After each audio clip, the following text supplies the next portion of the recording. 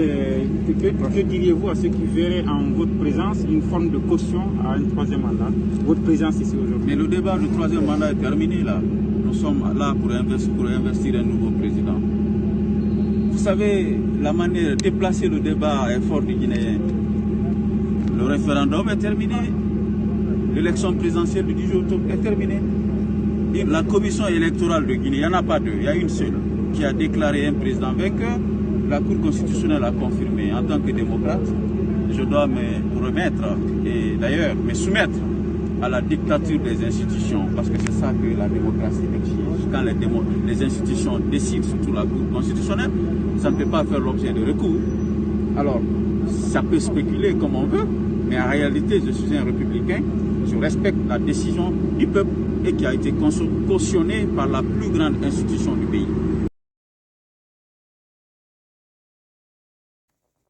C'est ici, à Luxembourg, que les parlementaires membres de l'APF se sont donné rendez-vous. Le but est d'échanger des idées autour des questions qui touchent à l'espace francophone. Parmi les sujets inscrits à l'ordre du jour de cette rencontre, la situation des pays qui sont en transition. Une situation qui préoccupe l'Assemblée parlementaire de la francophonie qui ambitionne de s'impliquer activement dans la réussite du processus. Nous avons très bien apprécié la démarche. Ça nous a donné l'opportunité d'expliquer aux représentants des parlements la singularité de la situation sociopolitique dans chacun de nos pays, avec un accent qu'on a mis sur les évolutions positives de la situation de la Guinée, qui dépasse carrément la question des élections, mais qui doit aborder l'ensemble des préalables nécessaires pour garantir la tenue d'élections, et surtout les préalables qui doivent supporter, n'est-ce pas, la République après les élections, en termes de respect des lois, en termes de respect des normes, mais surtout en termes de continuité des réformes politiques dessinées pendant la transition.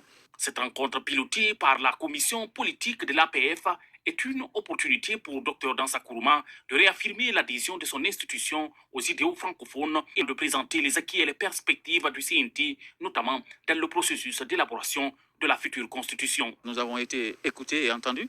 Nous espérons que l'aide qui a été sollicitée par la Guinée en termes d'accompagnement technique du CNT dans l'élaboration des lois organiques, mais aussi en termes de réforme et restructuration de l'administration parlementaire, ont été accueillis avec bienveillance. Et nous avons bon espoir que cette rencontre sera le début, n'est-ce pas, du règlement de la situation de la Guinée pour qu'elle puisse retrouver sa place dans toutes les instances de l'APF. L'Assemblée parlementaire de la francophonie a pour objectif la défense de la démocratie et de l'état de droit, le respect des droits de l'homme, le rayonnement international de la langue française et la diversité culturelle.